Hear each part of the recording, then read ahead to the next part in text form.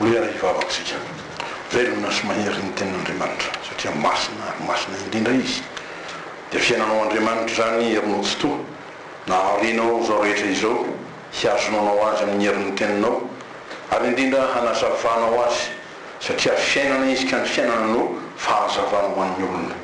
Izany indrindra tokoa Jesosy nanekenao hedina ho tonga ety aminay. Mpiandry tsara ary mpiandry tsara manolotra ny aina hamonjy ny ondrony dia izahay zany fa ondronao zay ondro fiandronao ary nataonao olonao koa dia zanaka mandova ny fanjakan'Andriamanitra zay tsy mba misy fahalovana naovinanao vina. Saoranao amin'ny afatra zay nampitondraina mpanomponao fa namana-panahana iaona aminao Andriamanitra tokoa ary saotranao zahay fa tsy mba nataonao diso anjara fa toy ny angarana mihitsy azy raha tafavory eto amin'ity toerana masina ity, toerana zay fanatokanao iaonana aminao ary indrindra anapisahanao ny voninahitra ao eto aminay ho famonjenanay. Raha mitenena ry Jesosy araka ny fombanao fa mihaino ny mpanomponao. Amen. Raitsika ny tenin'Andriamanitra. Izany dia mbola ho hitantsika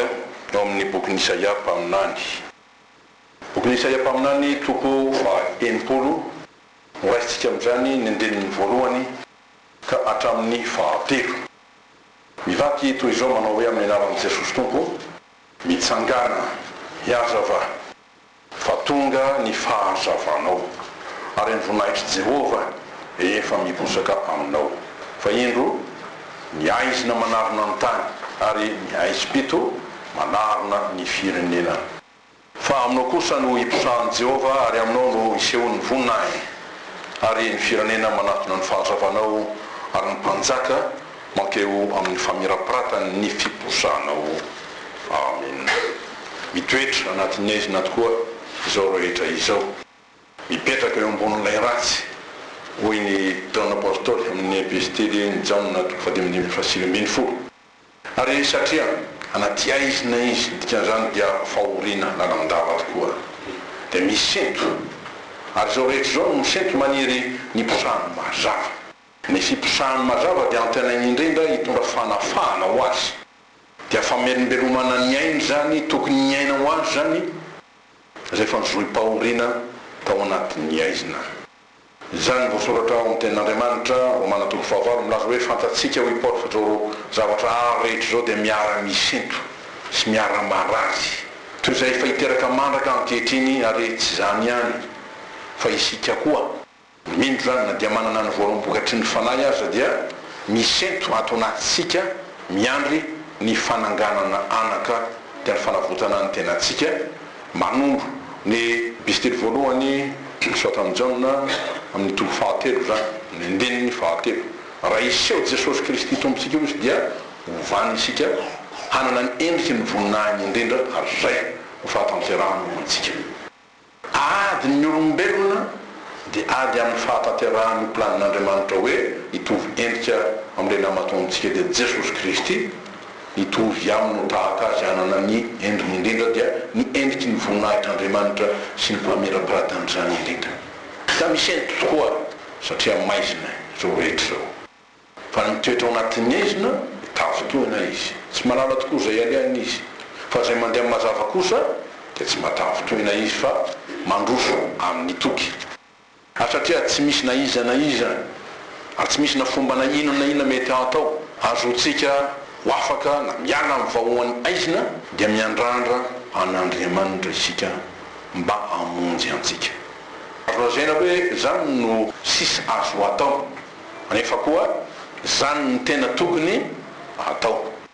Dia hoy ny mpanao salamo raha misento amin'ny fahoriany noho ny fahatsapana ny mafy zay mahazo azy. Manompo ny masoka ho izy ho amin'ny tendrombohitra avo, zany hoe te ho afaka indrindra izy, taka ny hoe te hanana elatra anidina izy. Avy aiza ny famonjenahy? Ny famonjenahy dia avy amin'ny Jehova mpanao ny lanitra sy ny tany, zany mahery indrindra zany, so nafaraka amin'ny bokiny am'zato zany andininy voalohany. Dia toy izany koa mokikeny fon'ny zanak'Israely babo tany Babilôna. Dia zanak'Israely very toky namoy fo fa nafon'ny Andriamanitra noho izy niodina taminy, nivadika taminy kanefa rehefa nitalao famonjena tamin'ny Jehovah Andriamanitra tompony izy dia nahazo famoram-po dia nampiteneniny tompo mpaminany dia Isaia eto ilaza zany mazava hoe mitsangana miazava fa tonga ny fahazavanao ary ny voninahitry Jehovah efa miposaka aminao dikany aza milofika intsony taka nyvolaza ty ambolazany tsara hoe andrandrao ny roanareo fefakaiky ny fanavotananareo ary tsy akaiky ty fa efa tonga izy ny amin'ny hoe fiseho ny voninahitr'Andriamanitra dia fantatritsika fa zavatra irena indrindra zany fiseho ny voninahitr'Andriamanitra satria mitondra famonjena ho an'ny olona tokoa izany dia toy ho an'i Jesosy zay niteny tamin'ny Marta raha narary ary maty Lazarosy nadany fezay ahoana hoe ny tompo tsy voalazako va fa raha hino ianao dia ho hitanao ny voninahitr'Andriamanitra amin'ny Jan 1:7 fampianarana moa natotsika dia tononona boky tokosy andininy tahaka zay kanefa raha ny marina dia misy lafiny roa mety sehony voninahitr'Andriamanitra ny iray dia andrandraina ty voninahitr'Andriamanitra ty mba hiposaka ka hitondra tokoa famonjena fanavotana ho an'ny olona famelan-keloka feno zany sy fanamarinana azy fa amin'ny lafiny faharoa koa dia matahotra indrindra zany hoe voninahitr'Andriamanitra miseho zany matahotra no ny heriny fa tahaka ny afo izy tahaka masoandro lehibe izy ka mampitsonika sy manafoana izay manatona azy fa ny voninahitry Jehovah zay miposaka dia mahery hanavotra ny olona kanefa koa mahery handringana azy hanao Jakoba apôstôly raha milaza zany ao toko 5:12 raha ihany ohatra izy no mpanome lalàna sy mpitsara dia ilay mahavonjy sy mahavery fa efa no peratanan'Andriamanitra feno zany dia hoy ny mpaminany Malaky fa indro avy ny andro mandory toy ny fatana fandorona izy ary ny mpirery rehetra sy ny mpanao ratsy rehetra dia ho vodovary ka dia handoro azy ny andro zay ho avy ho Jehovah tompony maro ka tsy asiny miangana na ny fakany na ny sampany zay le hoe Andriamanitra maneho ny voninahiny amin'ny herinka amin'ny tsara sy mandringana ny faharatsindra misy eo masina tokoa ny tompo amin'izay manakaiky azy sy manatrika azy dia ny olona zay ampahitany ny voninahiny ary mahasaro-piaro azy indrindra ny amin'izany ary dia noho izany no nampitenenany mpaminany Malaky toko 7 ihany hoe indro aneraka ny irako ao izy ary izy anamboatra lalana eo aloko ary ny tompo zay tadiavinareo dia ho avy tampoka eo amin'ny tempoliny ary ny anjelony na ny iraka zany anjelony fanekena io zay irenareo dia indro tamy izy tonga izy Jehovah tompony maro dia piny hoe nefa izy no matanty ny andro hiavidy ary izy no mahajanona raha miseho izy fa izy dia tahaka ny afon'ny mpandrendrika sy ny savon'ny mpanasa lamba ina moa no hita amin'ny savony mahery dia misy asidra izy ka tsy zaka zany tsy tady zany fa tena mandringana manafona tanteraka zany zava-matahotra indrindra tokoa ny fisehon'ny voninahitr'Andriamanitra satria maneho hery manefa mirapiratana lehibe zay tsy zaka n'olombelona jerainy zany sakasaky zay miraty hoe aga dia nahitany tompo a dia mora miraina tsia rehefa miseho amin'ny voninahiny Jesosy sarotra ny manatrika azy tsy nahazaka zany ro zanak'Israely fe zay raha nahita Mosesy nidina avy any tendrombohitra Sinay mitondra ny didy folo izy dia nanjelanjelatra ny tavany satria avy nanatrika ny tompo izy dia tsy hainy jerena io hanika voatery nanao sarotava Mosesy dia hoy ny voalazany soratra masina ny Exodus 4:7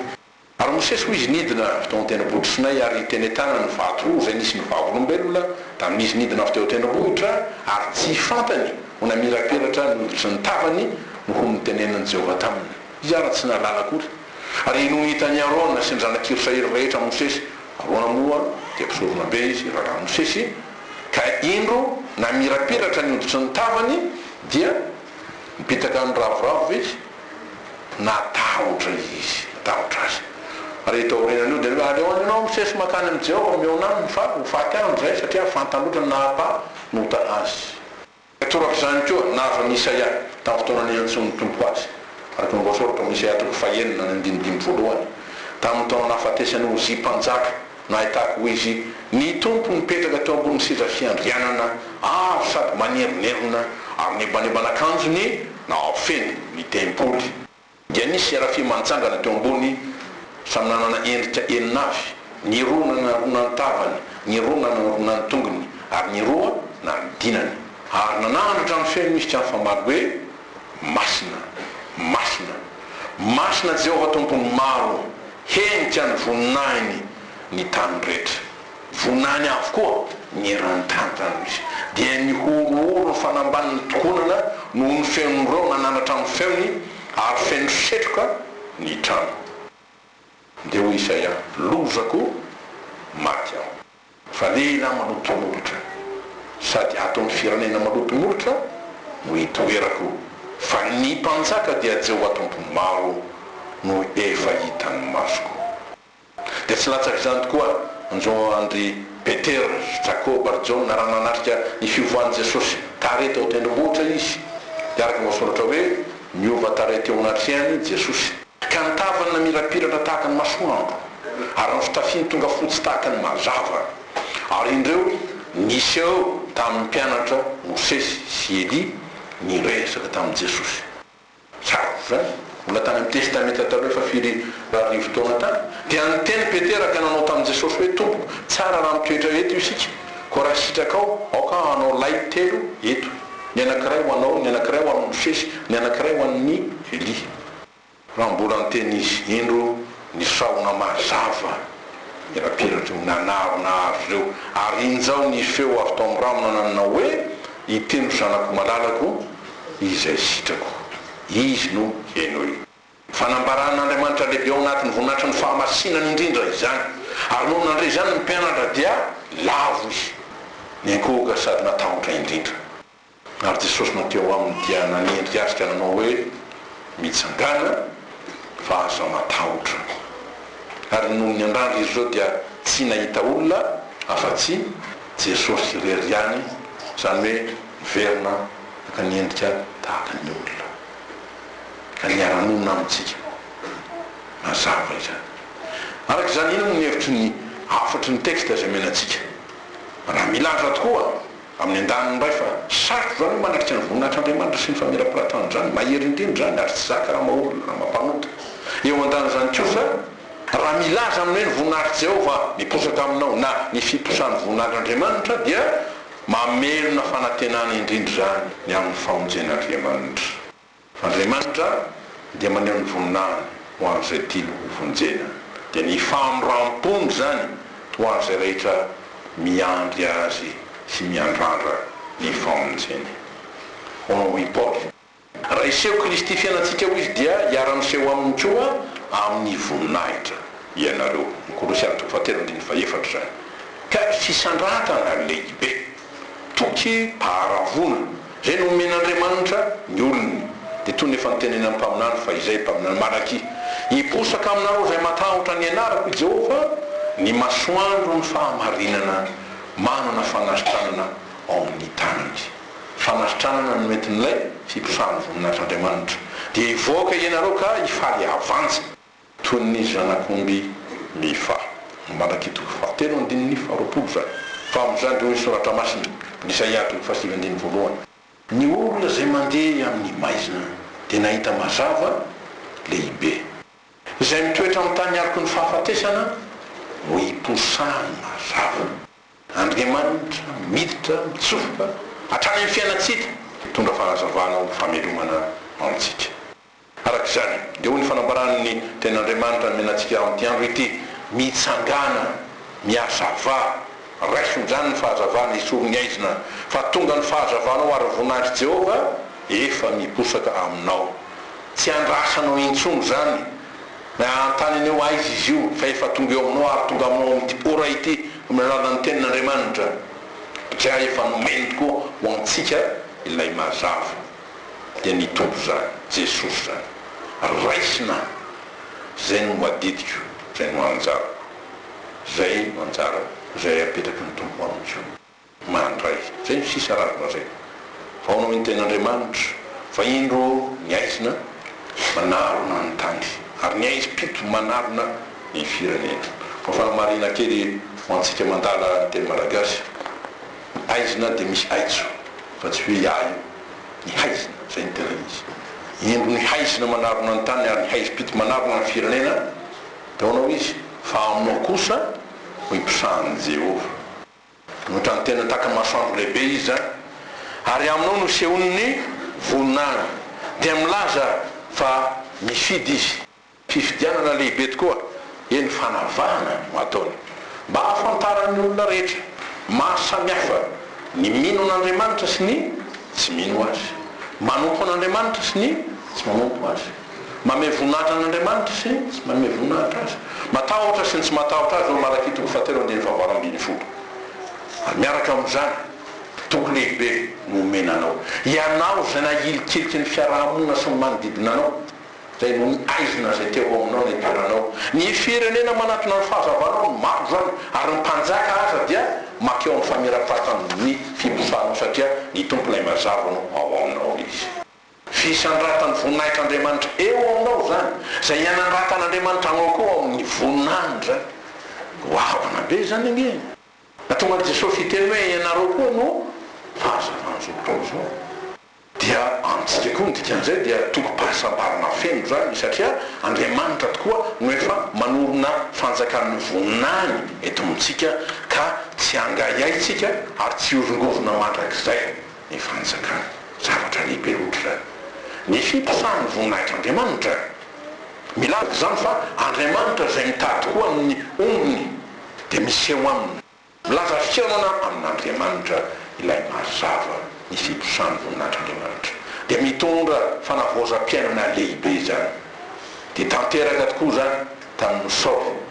efa tsy dina vetivety tamin'ny toronteny voalohany teo fony izy nifanena tamin'i Jesosy tao amin'ny lalana tao Damaskosy zay loazany hoe tena fiodinan-dalana mihitsy tao amin'ny fiainany manontolo ka nitondra fanavaozana tanteraka ho amin'ny fiainana zany natonga azy hiteny hoe koa raha misy olo ao amin'ny Kristy dia olom-baovao izy efa lasa zavatra taloha indreo efa tonga vaovao ireo Korinthiana faharoa fadimy andiny fito ambiny folo arefo zany dia ho izy satria resy lahatra tsy izao intsony no velona fa Kristy velona tonazy tsy iza lay maizina na aizina fa Kristy lay mazava no velona tonazy Galatiana faharoa andiny faharoapolo zany ary ho an'ny mafy ny firenena dia tanteraka tokoa ny teny Jesosy namariny fantanin'ireo mpianatra Jana mpanao batisa raha Jesosy tokoa Messia lay nandrasana dia nambaran'izany hoe ny fiposahan'ny voninahitr'Andriamanitra tamin'ny alalan'i Jesosy dia ny fahatanterahany zay nan'ny antony na ny rahanazy dia nitondra famonjena dia ahatanteraka atsakany sy andavany sy ara-bady teny zay efa izy tokoa amonjin'olona ho afaka amin'ny fahotany ny rofiny ny arefiny ny adiny rehetra dia ahoana ho ny Jesosy raha namary mpianatra Jana mpanao batisa zany nanontany azy mandeha any nareo izy ambarona amin'izao na zao renareo sy hitanareo zao mahiratra ny jamba afaka ny mandinika diovina ny boka malady ny marenina atsangana ny maty ary malahelo detroina ny filazantsara asambatra zay tsy tafitoana ny amiko fiposany voninahitr'Andriamanitra atoloko fahatimbe folo ny faefatra faheniny zany ary Jesosy rehefa niasa dia varina rehetra na atolagaly zany satria tsy fahita isan'andro zany hoe tsy asa ny olombelona tokoa nataony fahasanisy tompo amin'Andriamanitra azy dia tanteraka fa miteny dia tonga nofokanonona tamintsika mpinikely hoe nitoetra anday milaza mantsy fa nylay dia ho andren'olona le atao hoe mpivezivezy angah tahaka ny any Petera milaza hoe mpivahiny-tsika eto amin'ny tany ity kanefa nitoetra tao ny teny amin'isy tonga nofo nonona tamintsika ary hitanay no Jana apôstôly ny voninahiny dia voninahitra mendrika ho an'ilay tokana avy tamin'ny ray sady feno fahasoavana sy fahamarinana fa tamin'ny fahavenony no andraisantsika rehetra dia fahasoavana anampy fahasoavana zany hoe lay voninahitr'Andriamanitra efa napositamy sy aminao dia tsy lendrika mandrakizay mba hahatonga fitahina sy fahasoavana tsy mitsatra ho antsika ny fiposahan'ny voninahitr'Andriamanitra dia fahatanterahany tenin'ny anjely tokoa ho antsika araka nambarany tam'ireo mpiandrony manao hoe aza matahotra fa indro milaza teny soa mahafaly aminareo aho dia fifaliana lehibe ho an'ny olona rehetra fa mpamonjy noteraka ho anareo ho anao anio ho an-tanànany davida dia kristy tompo lay tanànany voninahitry davida zay tarafana ny voninahitryandriamanitra natao hoe tanànan'andriamanitra koa diko toko faharoa andiny fahafolosatry minifolo jesosy kristy zay voninahitryandriamanitra tonga mo antsika teraka mo antsika ary monina amintsika rehefa zany dia ny sasany aiza moa voninahitryandriamanitra io ary ahoana ny tsy mahitako azy misy tokoa ny antony zay manakana ny tsiposana ny voninahitryandriamanitra ka raha atao hoe ny lojika an-javatra dia mety misy ve ny asakana nyity voninahitryandriamanitra ity tsiposaka satria hotsika hoe amandriamanitra tompo azy zay le hoe amady Jehova azy na Yahvé azy dia tompo tokoa izy ka manao hoe miasa ao izy dia izy moa no asakana tiana lazana amin'izany dia hoe ahoana mety mbola voasakana foana ve ny voninahitryandriamanitra tsisy eo amintsika zay le fantaniana tsy afaka hitan'ny voninahitryandriamanitra na hitan'ny voninahiny ao amin'ny aisiny indrindrandrindra ary tsy azaky zany satria mbola mitoetra ao amin'ny ota mbola mitoetra ary tsy te hiala dia ina moa nodikan'izany satria mbola tsy tapa-kevitra izy andray ny famonjen'andriamanitra marina miasa tokoa izy tsy misy masakana voninahitsipozaka afa-tsy ny fahotan'ny olona zay tsy afaka andray azy dia ao tokoa ny tenin'andriamanitra indro ny tanan'i Jehova tsy fohy fa mahavoanjizo izy ary misofiny tsy laro-dalovana fa mahare fa ny heliko areo io no hevitra mampisaraka anareo amin'andriamanitra reo ary ny fahotanareo no mampiafina ny tavany aminareo ka dia tsy miaino izy masina ny voninahitryandriamanitra masina ty hoe fahazavana ary arak'izany da moa teny Jesosy azomena ny alika zay masina mazava tsy misy raisana izy noho izany zay tsy manam-pahamasinana fa mitoetry zany amin'ota sy ny fahalovany dia tsy afaka ahita ny tompo tsy afaka ahita ny voninahiny tsy afaka andray zany hoe voninahitryandriamanitra satria tsy omen'andriamanitra azy izy ary sanantsika hoe tsititsitsika eo izy andray zany dia ho sahirana izy ny tranotsika mamaky ny viditiosia reo zanaky aroa sasa mitondra afitsy izy satria hoe zanaka-pisorona be zay dia nentina teo amin'ny alitaran'i Jehova akanjo teonio dia aringen'ny afa-masin'andriamanitra sara-piavany amin'ny fahamasinana izy ka izy araka izany no tsy manana fahamasinana tsy masina anteritsika ihany dia zay azo lazaina hoe milona anatin'ny ota ary tsy te hiala avy aminy zany ary ino moa ny fahotana lehibe indrindra ny ampianaranantsika moa zany dia hoe ny tsy finoana ka ina ny hevitro zay eto le tsy finoana dia ny hoe ny fanaovana tsinitsinina ny asan'andriamanitra ny tenin'andriamanitra ary ny voninahitryandriamanitra zay izy raha miteny ny tenin'andriamanitra hoe omeko voninahitra zay mame voninahitra mazava zany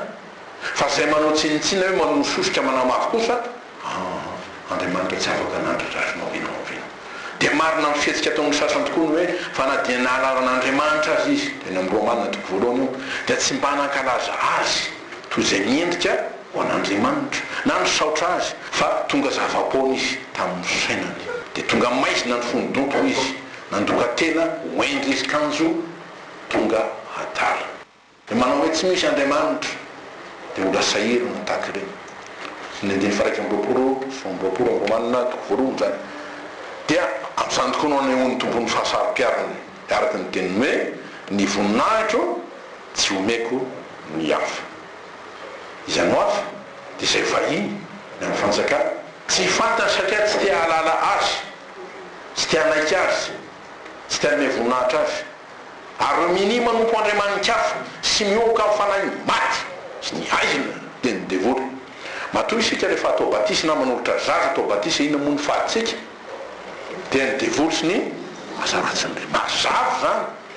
raha tianao ny zanakao hiditra amin'ny fanjakan'ny voninahitryandriamanitra tsy maintsy vadiny reo tsy andrehateny ro sasika dia aga dia famban'ny fahafahafantsika tsy vao mainka avy anota olo izy maty toeran'ny fahafavana sanatria zany ny fahasoavan'andriamanitra dia masina azy io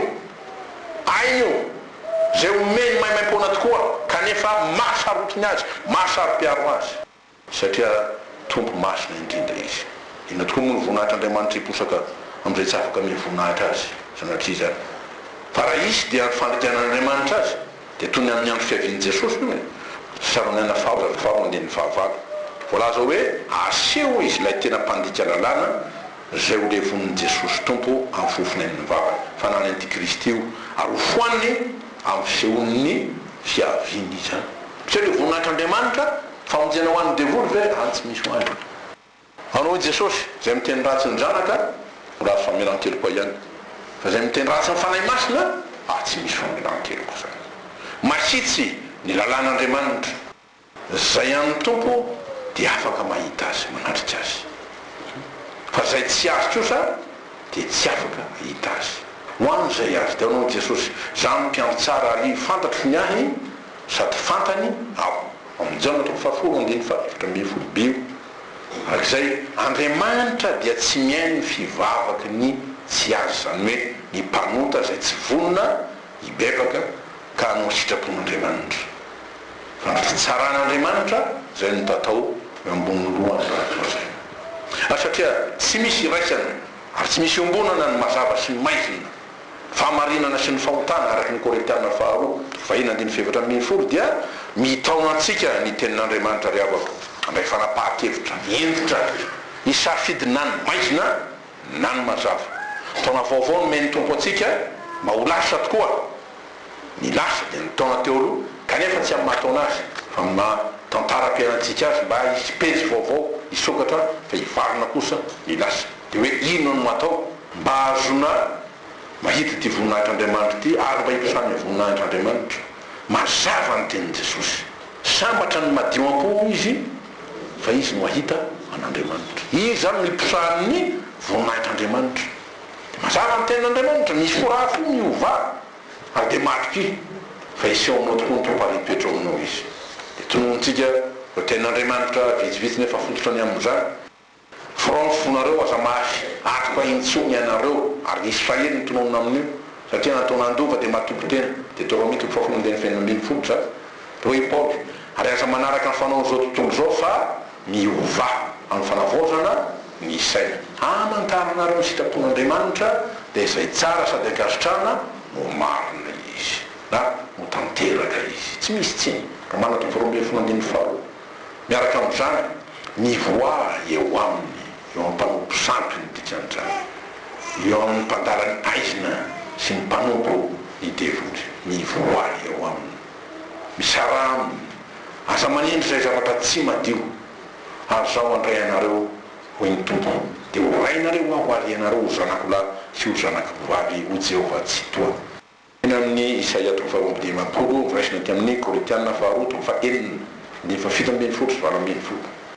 dia ampery ny tenin'Andriamanitra araka izy fa raisitsika teo hoe manamasina ny fiainanareo fitondram-piainanareo satria lafo vidy ny fananamasina anareo tamin'ny famelan-keloky ny raha Jesosy ho fanavotana anareo zany miala aminy ianareo loroko izy mba tsy ombonanareo ota aminy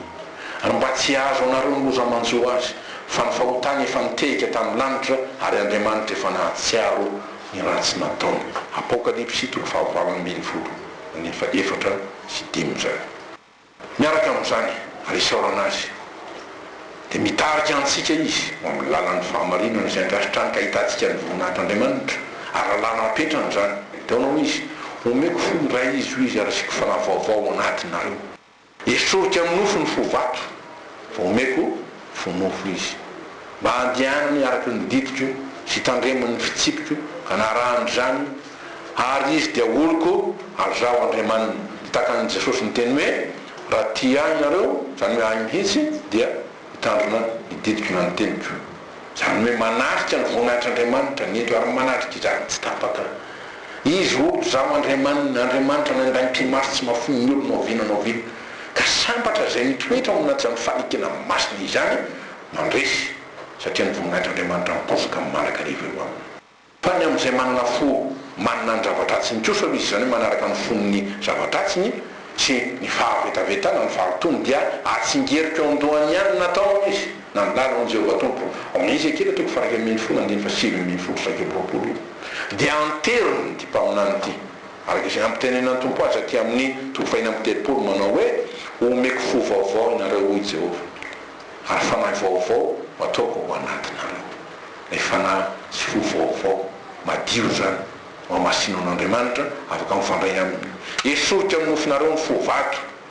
fo tsy mino fo miavina sy ny sisa omeko fo nofo ianareo zany hoe mora fo takan'Andriamanitra ary fanahiko Jehovah no ataoko ao anatinareo hahatonga anareo mandeha araka ny lalako sy hitandrona ny fitsipiko ka hanaraka azy mazava tsara zany tsy hoe niezaka ataoko no azoko manaraka ny didin'Andriamanitra na mitandrona ny fitsipiko zavo zany fa ny fanahy masina no miditra amintsika manazava ny fiainatsika manavao ny fiainatsika ary mampahery atsika koa no mitarika atsika amin'ny lalan'ny famarinana araka n'Andriamanitra tiantsika koa dia manao fanekena amin'ny olony ny tompo manao hoe honina any amin'ny tany zay nomeko ny razanareo ianareo ty moa dia tamin'ny Israely fa dia azo lasaina amintsika hoe ampitoeriko tsara ao amin'ny taninao ianao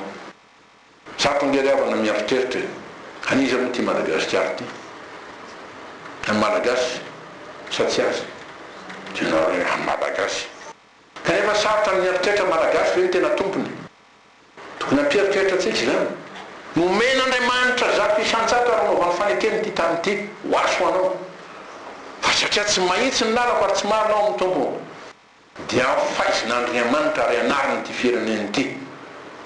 raha mbola mioka amin'ny sampony sampy maty zay mamitaka azy ary mamono azy ka tsy azony mahita ny voninahitr'Andriamanitra miposaka aminy be ingery avako zay vavaka natao amin'ity fireneny ty zay be zay firy taona zay inona ny vokany ny sasany dia mbola izao foana ave dia ny ampitsy fatatra koa zay iseo tsy ny teny fa izany marina ny aminy lasa fasiny eo amin'ny taniny ny Israely rehefa tsy namay voninahitra n'Andriamanitra tao amin'ny taniny nefa azo antoka ny tenin'Andriamanitra amin'ny tany zay meko anao izy hitsahan'ny tongotra ao dia eo no hitahiko anao fiposahany voninahitr'Andriamanitra izany tokony amiteriteritra lalina amintsika izany mandore atsika mitombo tokoa anesitra ny aizina rehetra amin'ty tany ty amin'ny faneketsika azy honina any amin'ny tany zay meko ny razonareo hoko ianareo zao Andriamanitra reo zay le fanekena ary ho vonjeko afaka amin'ny fahatoanareo rehetra ianareo arantsosy sy ataoko vokatra ny vary tsisy tsony zany hoe vidim-bary otrinon'reo izy dia manjato sery farafakely menjato dia misotro zay foana an'reo misontra mba mandrapaoviny tsy zany nety vokatra ny vary tosaka izy ary vokatra eo ary tsy solanitsika akory ary tsy anaterako misarotsony ianareo ary ataoko vokatra koa ny voankazo vokatra ny sa mba tsy voalatsa ny jentilisa misara intsony ianareo mazava zany izy telo toko faina amin'ny telopolo ny faina amin'ny roapolo sy voninahitr'Andriamanitra miseho tokoa zany tiavako dia izy tsy manadiny famihany olony ary mamalika ny vavaka zay ataony misy tokoa ny toky zay omen'Andriamanitra amin'ny olony zay miankina aminy ary mitaraina aminy teo fitaraina mpanao salama nefa koa atao zay nananany latsaka tanaty fahoriana lalina izy aonao izy tao amin'ny alina ny antsoanao Jehovah tompo henoy ny feoko aoka ny sofinao hiaino tsara ny feon'ny sifonako ka mandinika heriko ianao Jehovah izany ho ajanona tompo fa eo aminao no misy ny faminamikeliko mba hatahorana anao ny andry an'i Jehovah ny andry azy ny fanahiko ary ny teniny nonana ny tenako dia ny manafaka zany ny fanahiko ny andro ny tompo mihoatra ny fiandro ny mpiambina ny maraina dia ny fiandro ny mpiambina ny maraina manantena an Jehovah Israely fa eo amin'ny Jehovah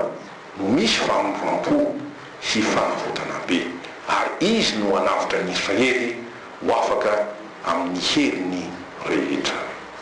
mety mampangay ahy antsika zany hoe manatonan'Andriamanitra ny masiny indrindra ny fankany amin'izy moa isika izy tokony manana ny teny fiainana mandrak'izay ho famonjenantsika ny teniny ny mpanosarano teo dia hosarano fahatelopolo amin'ny zato zay arak'izany azatsahatra fa izao ny fiantsonao azy fa tsy raha nitalovana tsika ory izy ka tsy andre napaina ny masony fa tsika tsy ahita fa akaiky amin'izay mitaraina aminy Jesosy zay ny fon'Andriamanitra zany aina amin'ny amin'ny fony tokoa raha mitady amin'ny fonareo rehetra nareo izy dia ahita araka ny hoe mitadiava dia ahita mitady ny tavany miandrandra ny famonjena dia toky ho antsika fa mitondra famonjena tokoa izy ary mpamonjy mora azo indrindra amin'ny fahoriana tsy anarina amela olo rehetra zay miantoraka amin'ny marina dia aoanao izy antsoy aho amin'ny andro fahoriana dia amonjy anao aho ka ame voninahitra hainao satria ny voninahitro no asehoko anao mahavonjy anao dia milaza fa Andriamanitra ty tsy mahafoy anao zany ny voninahitra Andriamanitra ary rehefa zany dia miasa izy hanafaka anao amin'ny atinao rehetra raha ny zanako i Jesosy ho afaka anareo ho afaka tokoa ianareo nefa izitsika andinika mahafinaritra izany misy posahany voninahitra Andriamanitra na ny posahany mazava dia zany efa voatendron'Andriamanitra hatramin'ny voalohany raha nahazo zao rehetra izao ao ny teny voasoratra amin'ny Genesis toko voalohany ny tany dia tsy nisy endrika io sady foana ary aizina mitambony ny lalina ary ny fanahin'Andriamanitra nambomba na nanomba tambony rano ary Andriamanitra nanao hoe misy mazava dia nisy mazava aza atao mandalo fotsiny aminao na ilika ny ivelany ny tenin'Andriamanitra sy ny asany amin'ity andro ity aza vela raha tsy miposaka aminao ny fahazavana dia ny fahazavana entiny famelan-keloka fahazavan'ny fampahirezana fahazavan'ny fandraisanao ny fanahy masina tokoa mba hananao toky ny amin'ny famonjena mandrakizay Andriamanitra tonga ho anao ary mitoetra ao aminao tianao fa ny ahita fahazavan'Andriamanitra dia ny voninahitra miposaka aminao mazava ny tenin'Andriamanitra mifoaza tokoa ianao zay matory anatin'ny aizina dia mitsangana mihira mihitsy hoe oko zay lasy zay ny aizina oka ty ota zay tena hoe mamely aty ny fahalemena moramaso ny tenin'Andriamanitra mitsangana amin'ny maty dia ampahazavanao Kristy ho hitanao ny voninahitr'Andriamanitra dia tokony menao anao ao i Jesosy izao ny fahazavan'izao tontolo zao izy izay manaraka azy tsy mba handeha amin'ny maizina fa hanana ny fahazavanaina ho voninahitr'Andriamanitra vavaka Andriamanitra tia indrindra ianao ary mahagaga indrindra ianao misaotra anao zay Jesosy io fa tsy mahery amin'izao tontolo zao antsoinao fa malemy indrindra ary amin'izany na mpanota zay antsoinao hibebaka eo aminao dia ianao mampahery azy hibebaka hitady anao tokoa andray hitoky fa vony ianao amela heloko ary isanandro zany ho an'izay rehetra miaiky dia matoko somariny ianao ka mamela anay tokoa mifahatsonay ary manadio anay ho afaka amin'ny tsy fahamarinana rehetra mba handraisanay tokoa ny fanahy masina zay mitarika anay amin'ny lalany fahamarinana hahavelona anay mba azonao ny riry ataon'ny fonay amin'izao taona vaovao zao mba ho taona ankasitrahan'Andriamanitra izany dia ahitany toerana tokoa dia ny fo zay matahotra azy manompo azy ary tia azy mitoetra mandrakizay ao amin'izany fo zany ny fahazavanao dia ny fahamarinanao sy ny fitiavanao indrindra ka na amin'ny andro na amin'ny alina dia masoandro tsy lentika ianao dia ny voninahitr' miposaka eo amin'ny olony ary miteny hoe fiadanana ho anareo ao amin'ny anarany Jesosy Tompo amen